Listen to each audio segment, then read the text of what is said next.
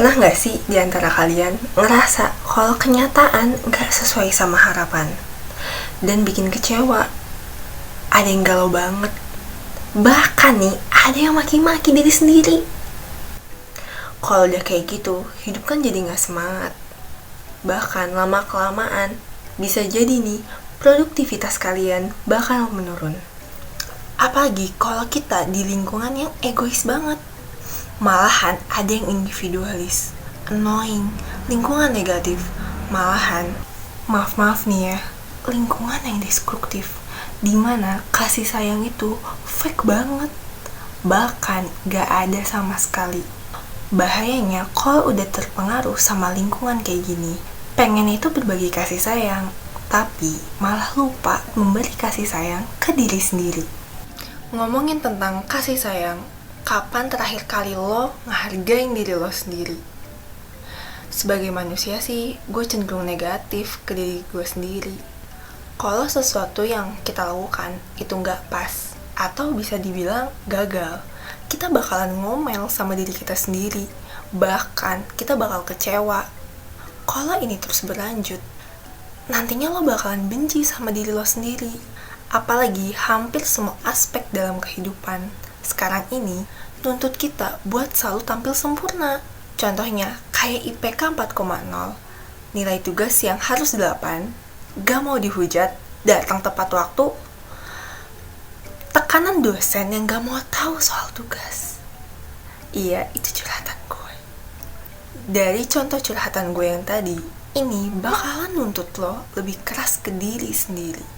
Ketika kita gagal dalam suatu hubungan, kerja, karir, usaha, pendidikan, apapun yang ada dalam kehidupan kita, biasanya langsung berpikir, kok gue gak bisa ya? Kok gue gini aja gak becus?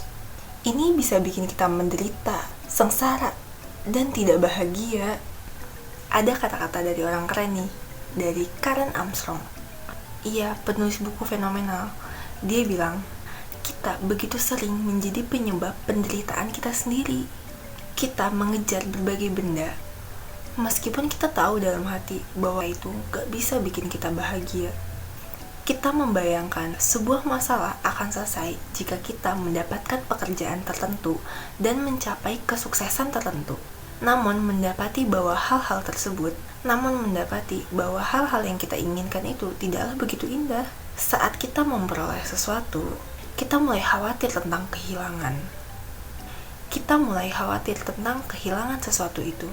Sebagian besar penderitaan kita berasal dari pemahaman diri yang terpangkas.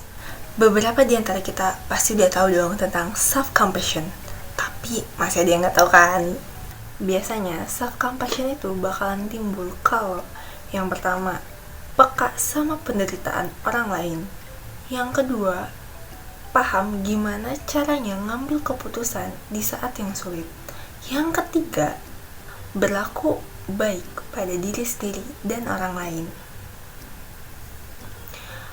Kalau dipikir-pikir ya, sekarang itu banyak banget yang bisa bikin kita stres. Contohnya, kayak lihat IG temen yang feeds-nya lebih keren, status WhatsApp temen kita yang lebih sama pacarnya, itu juga bisa bikin kita minder. Kalau udah kayak gini, berarti lo butuh banget self-compassion. Kalau self-compassion ini udah lo terapin di kehidupan lo, hubungan lo ke depannya bakal jauh lebih baik lagi. Dan lo bakal ngerasa puas sama kehidupan yang lagi dijalanin sekarang ini. Gak ada lagi kecemasan, ketakutan yang bakalan lo rasain nantinya. Dari poin yang udah gue sebutin tadi, kan yang pertama itu peka terhadap penderitaan orang lain. Nah, self-compassion ini bisa kita mulai dari menumbuhkan kesadaran terhadap penderitaan, kesulitan, ketidakberdayaan. Jadi, kita harus peka sama keadaan orang lain di sekitar kita.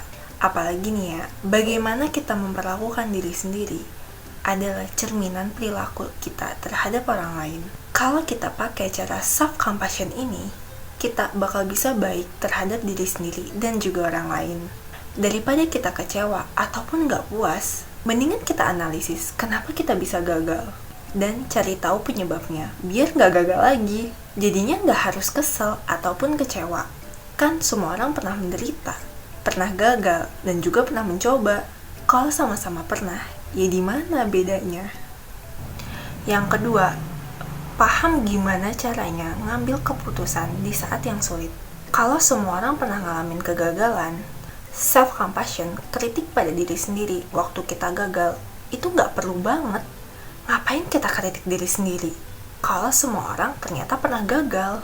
Teman-teman kita, saudara, dan halayak ramai itu cuma manusia biasa. Mereka juga pernah gagal. Karena itu, kalau kita gagal, kita gak usah ngerasa berlebihan sampai murung berhari-hari atau sampai gak nafsu makan.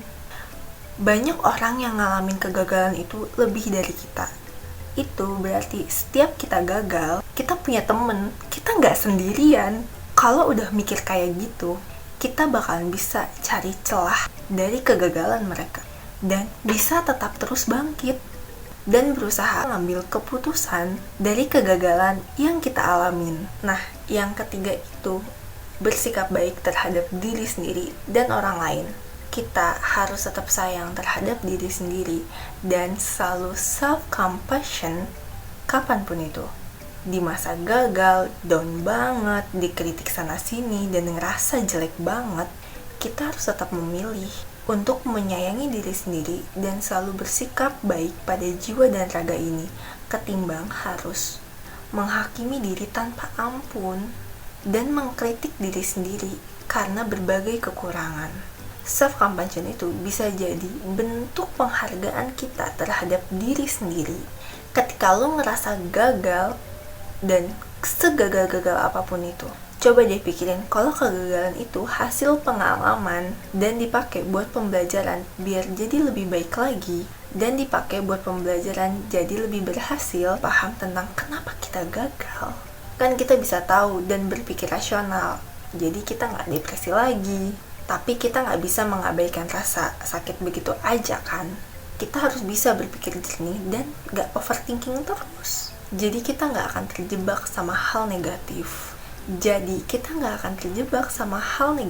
Dari kegagalan tersebut. Bahkan kita bisa nerima dan belajar dari kegagalan itu gimana caranya lebih keren dan lebih baik lagi. Pada akhirnya, self-compassion itu tentang bagaimana cara kita memperlakukan diri sendiri dengan penuh kasih sayang dan lebih memberi kasih sayang kebaikan kepada orang lain. Gak berguna kalau kita itu menghakimi, mengkritik, ataupun merasa bahwa kekurangan yang kita miliki itu cuma ada di kita aja. Manusia yang penuh cinta dan kasih sayang untuk dirinya bakal ngasih perilaku yang sama terhadap manusia lain karena peduli terhadap kemanusiaan. Jadi, kita harus selalu menghormati dan menerima segala kekurangan yang kita miliki. Gak semua harapan dan impian kita bakal jadi kenyataan. Karena kita itu bukan manusia yang sempurna. Tapi kita harus punya sisi kemanusiaan.